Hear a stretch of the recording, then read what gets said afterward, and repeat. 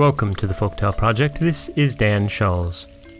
Today's story is our final Hans Christian Andersen tale of the week, and I am going to apologize at the start to all of my Scandinavian friends and listeners, anybody that has more than a smidge of Danish in their blood and in their vocabulary.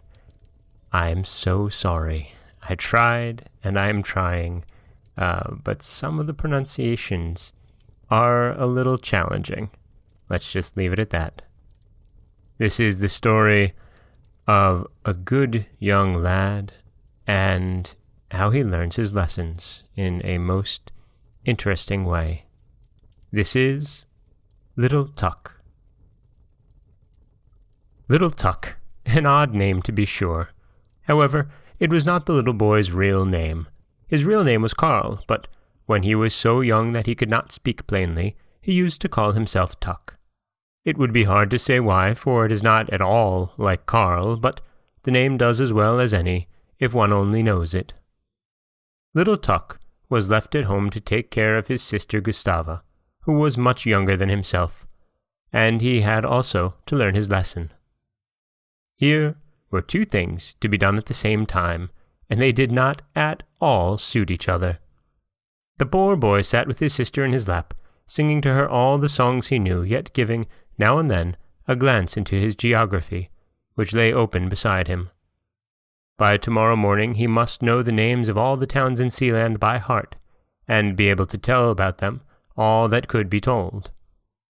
His mother came at last and took little Gustava in her arms. Tuck ran quickly to the window, and read until he had almost read his eyes out, for it was growing dark, and his mother could not afford to buy candles. "There goes the old washerwoman down the lane," said the mother, as she looked out the window. "She can hardly drag herself along, poor thing, and now she has to carry that heavy pail from the pump. Be a good boy, little Tuck, and run across to help the poor creature, will you not?" And little Tuck ran quickly and helped to bear the weight of the pail. But when he came back into the room, it was quite dark. Nothing was said about a candle, and it was of no use to wish for one. He must go to his little trundle bed, which was made of an old settle. There he lay, still thinking of the geography lesson, of Seeland, and of all that the master had said. He could not read the book again, as he should by rights have done, for a want of light. So he put the geography book under his pillow. Somebody had once told him that it would help him wonderfully to remember his lesson, but he had never yet found that one could depend upon it. There he lay and thought, till, all at once, he felt as though someone were gently sealing his mouth and eyes with a kiss.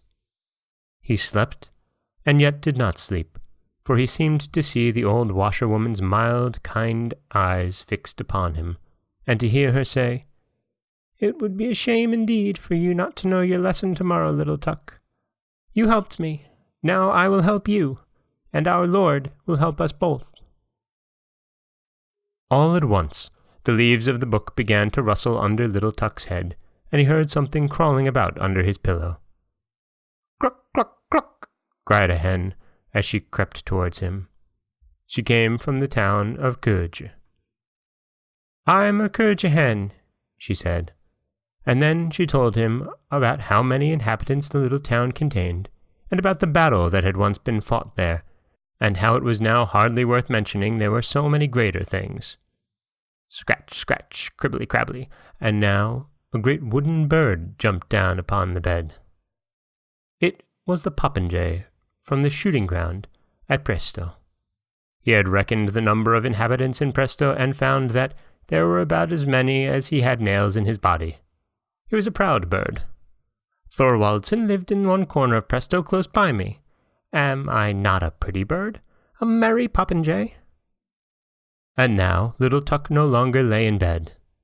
All in a moment he was on horseback, and on he went, gallop, gallop, a splendid knight, with a bright helmet and waving plume, a knight of the olden time, held him on his own horse, and on they rode together through the wood of the ancient city of Vordenborg, and it was once again a great and busy town. The high towers of the king's castle rose against the sky, and bright lights were seen gleaming through the windows. Within were music and merrymaking. King Waldemar was leading out the noble ladies of his court to dance with him. Suddenly, the morning dawned, the lamps grew pale, the sun rose, the outlines of the buildings faded away, and at last one high tower alone remained to mark the spot where the royal castle had stood. The vast city had shrunk into a poor, mean-looking little town. The schoolboys, coming out of school with their geography books under their arms, said 2,000 inhabitants, but that was a mere boast, for the town had not nearly so many. And little Tuk lay in his bed. He knew not whether he had been dreaming or not, but again there was someone close by his side. "Little Tuk! Little Tuk!" cried a voice. It was the voice of a young sailor boy. "I'm come to bring you greeting from Corsair. Corsair is a new town, a living town, with steamers and mail coaches. Once people used to call it a low, ugly place, but they do so no longer. I dwell by the seaside," says Corsair. "I have broad high roads and pleasure gardens, and I have given birth to a poet, a witty one too, which is more than all poets are. I once thought of sending a ship all around the world, but I did not do it, though I might as well have done so. I dwell so pleasantly close by the port, and I am fragrant with perfume, for the loveliest roses bloom round about me, close to my gates." And little Tuk could smell the roses and see them and their fresh green leaves. But in a moment they had vanished. The green leaves spread and thickened. A perfect grove had grown up above the bright waters of the bay, and above the grove rose the two high-pointed towers of a glorious old church. From the side of the grass-grown hill gushed a fountain and rainbow-hued streams, with a merry, musical voice, and close beside it sat a king, wearing a gold crown upon his long, dark hair. This was King Hroar of the Springs, and hard by was the town of Roskilde, Hroar's fountain. And up the hill, on a broad highway, went all the kings and queens of Denmark. Wearing golden crowns hand in hand they passed on into the church, and the deep music of the organ mingled with the clear rippling of the fountain. For nearly all the kings and queens of Denmark lie buried in this beautiful church, and little Tuk saw and heard it all. "Don't forget the towns," said King Hroar. Then all vanished, though where it went he knew not. It seemed like turning the leaves of a book. And now there stood before him an old peasant woman from Sorrow, the quiet little town where grass grows in the very market-place. Her green linen apron was thrown over her head and back, and the apron was very wet, as if it had been raining heavily. "And so it has," she said. And she told a great many pretty things from Holberg's comedies, and recited ballads about Waldemar and Absalon, for Holberg had founded an academy in her native town. All at once she cowered down and rocked her head as if she were a frog about to spring. "Crooks!" cried she. "It is wet, it is always wet, and it is still as the grave in sorrow." She had changed into a frog. "Crooks!" And again she was an old woman. "One must dress according to the weather," she said. "It is wet, it is wet. My native town is like a bottle. One goes in at the cork, and by the cork one must come out. In old times we had the finest of fish. Now we have fresh, rosy-cheeked boys at the bottom of the bottle. There they learn wisdom, Greek and Hebrew. Crooks!" It sounded exactly as if frogs were croaking, or as if someone were walking over the great swamp with heavy boots. So tiresome was her tone, all on the same note, that little Tuk fell fast asleep, and a very good thing it was for him. But even in sleep there came a dream, or whatever else it may be called.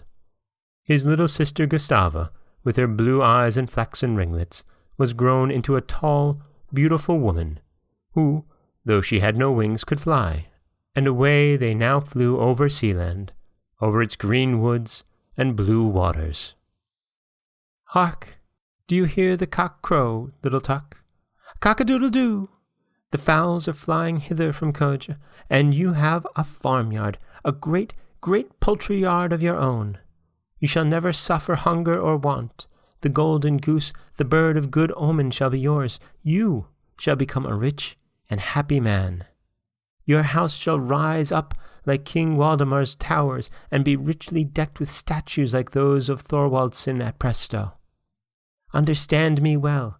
Your good name shall be borne around the world, like the ship that was to sail from Corsair, and at Roskilde you shall speak, and give counsel wisely, and, well, little Tuck, like King Her, when you at last lie in your peaceful grave, you shall sleep as quietly